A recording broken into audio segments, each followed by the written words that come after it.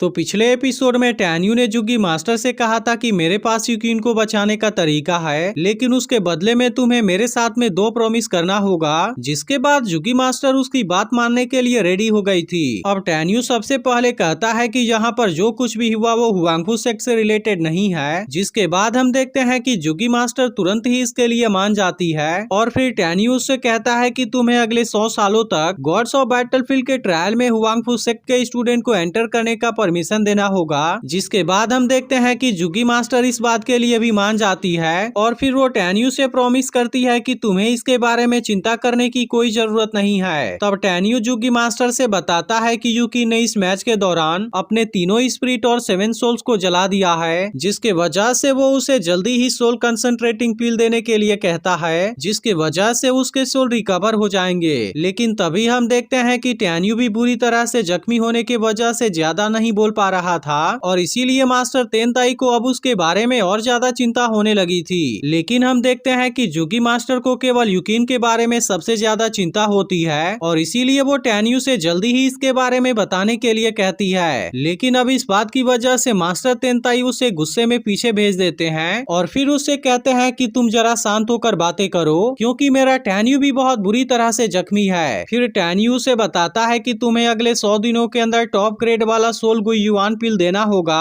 और इसी के साथ तुम्हें पूरा ध्यान रखना होगा कि उसे केवल सोल गुइयुआन पिल ही दिया जाए, क्योंकि अगर ऐसे कंडीशन में उसे कोई दूसरा मेडिसिन दे दिया गया तब इसके वजह से उसकी जान पूरी तरह से खतरे में आ जाएगी और फिर उसके बाद मैं भी कुछ नहीं कर पाऊंगा। अब इतनी बात कहने के बाद टैन्यू भी बेहोश हो जाता है। अब उसको ऐसे कंडीशन में देख सियाओ बहुत ज्यादा चिंता करने लगती है। जिसके बाद मास्टर तेनताई उसे कहते हैं कि तुम इसके बारे में परेशान मत हो, क्योंकि वह केवल बेहोश हो गया है। वहीं हम देखते हैं कि जुगी मास्टर रुयानवूजी से एक मेडिसिन मांगती है, जिसकी बात सुनकर मास्टर रुयानवूजी भी तुरंत उसे दे देता है। फिर हम देखते हैं कि जुगी मास्टर इस मेडिसिन को युकिन को दे देती है। लेकिन इसी बीच हम देखते हैं कि मास्टर रुयानवूजी काफी ज्यादा परेशान होने लगा था और फिर वो कहने लगता है कि टैन्यू तो युकिन के जिंदगी को बचाने के बारे में जानता है, लेकिन असल में अगर युकिन मर गई होती तो बहुत ज्यादा अच्छा होता, क्योंकि उसके वजह से नानगोंग डायनेस्टी बहुत ज्यादा गुस्सा हो जाता और फिर वो डिवाइन सोल इमोर्टल पैलेस के साथ मिलकर हुआंगफू सेक्ट के ऊपर अटैक कर देते, जिसके बाद इस वजह से मेरे एटर्नल इमोर्टल सेक्ट को बहुत ज्यादा बेनिफिट होता। लेकिन अब इस वक्त मास्टर रुयानवूजी भी इसके बारे में ज्यादा कुछ नहीं कर सकता था, क्योंकि टैन्यू ने इनको युकिन को बचाने के बारे में बता दिया है। फिर मास्टर रुयानवूजी सोचने लगता है कि अगर मैं युकिन को सोल कंसंट्रेटिंग पिल नहीं देता हूँ तब इसके वजह से जरूर ही उसकी मौत हो जाएगी। लेकिन असल में मास्टर रुयानवूजी ऐसा कुछ बिल्कुल भी नहीं कर सकता, क्योंकि अगर इसके बारे में नानगोंग सेंगचाओ को पता चल गया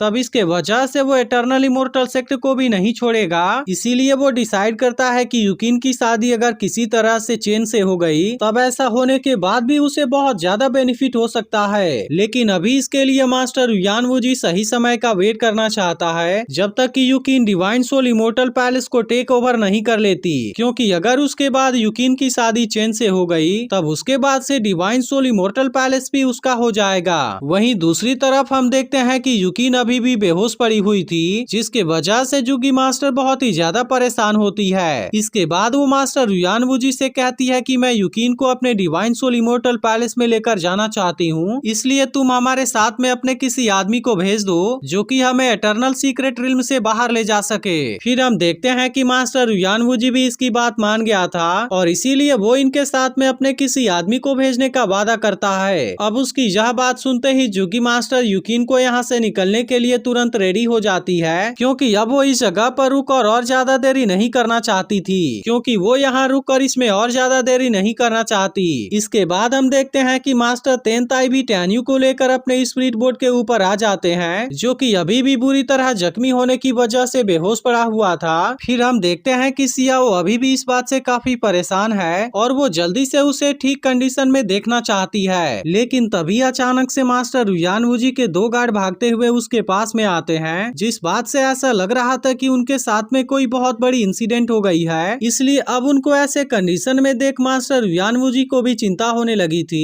और फिर वो उनसे पूछने लगता है कि आखिर तुम किस बात से इतना ज्यादा परेशान हो। तब उसका गार्ड उसे बताता है कि एटर्नल एक्सकैलिबर गायब हो गया है, जिस बात को सुनकर मास्टर रुयानवूजी भी काफी हैरान हो गया था। लेकिन अभी भी उसे अपने गार्ड के बातों पर यकीन नहीं हो रहा था, जिसके वजह से वो इसके बारे में दोबारा पूछता है। तब उसके गार्ड उसे समझाते हैं कि माउंटेन गेट के सामने जो एटर्नल एक्सकैलिबर लटकाया गया था वो सच में उस जगह से गायब हो गया है। जिस पर मास्टर युआनवूजी उनसे कहता है कि अगर तुम दोनों ने हमारे साथ में कोई बड़ा मजाक किया तब इसके लिए मैं तुम्हें यहीं पर मार दूंगा। जिसके बाद मास्टर युआनवूजी का एक एल्डर कहता है कि हमें इनकी बातों पर यकीन कर लेना चाहिए और इसीलिए वो इसके बारे में पता लगाने के लिए वहाँ पर जाने का डिसाइड करता है। जिसके बाद ये सभी लोग अपने स्पिरिट बोट को लेकर यहाँ से निकल जाते हैं। अब इस तरह से कुछ समय के बाद ये लोग माउंटेन गेट पर आ जाते हैं जहाँ से एटर्नल एक्सकैलिबर सच में गायब हो गया था और अब इस बात की वजह से मास्टर युआनवूजी का होश ही गायब हो जाता है। अब इसकी वजह से हम देखते हैं कि मास्टर युआनवूजी काफी परेशान हो गया था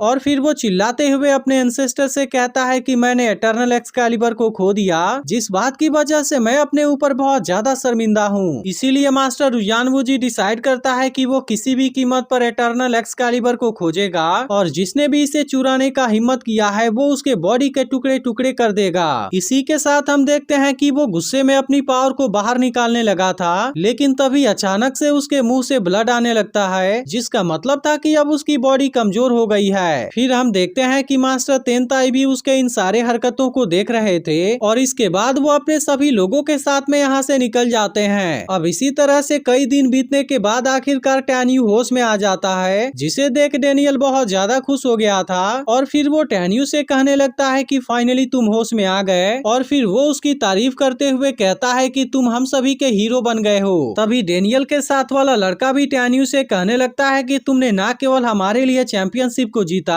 बल्कि तुमने डिवाइन सोल इमोर्टल पैलेस के सेंट को भी बहुत बुरे तरीके से हरा दिया। लेकिन टैन्यू हैरान होता है कि आखिर वो कितने दिनों से कोमा में था। जिसके बाद सियाओ उसे बताती है कि तुम 8 दिनों के बाद आज होश में आए हो। तब टैन्यू इस बात के लिए सभी से माफी मांगता है क्योंकि उसके वजह से सभी लोग इतने दिनों तक काफी परेशान थे और फिर वो इनसे बताता है कि मैं अब बिल्कुल ठीक हो गया हूँ। अब मास्टर तेनताई भी टैन्यू को ठीक कंडीशन में देख काफी खुश हो गए थे और वो उसके बहादुरी की भी तारीफ करते हैं। इसके बाद वो सभी के सामने अनाउंस करते हैं कि सभी ने देखा कि इस 4 आर्ट कंपटीशन में हमारे साथ में क्या हुआ, जिसके वजह से यह चीज केवल मेरे लिए शर्मिंदगी की बात नहीं है बल्कि इसके वजह से मेरे पूरे हुआंगफू सेक्ट को शर्मिंदा होना पड़ा। इसीलिए अब तुम सभी बताओ कि आखिर ऐसा सिचुएशन कैसे हो गया। जिसके बाद एपिसोड यहीं पर एंड हो जाता है। लेकिन अगर आपने इसके पिछले एपिसोड को मिस कर दिया हो तो लेफ्ट वाली वीडियो जरूर देख लेना और एक्सप्लेनेशन अच्छी लगी हो तो इसे लाइक भी जरूर कर देना।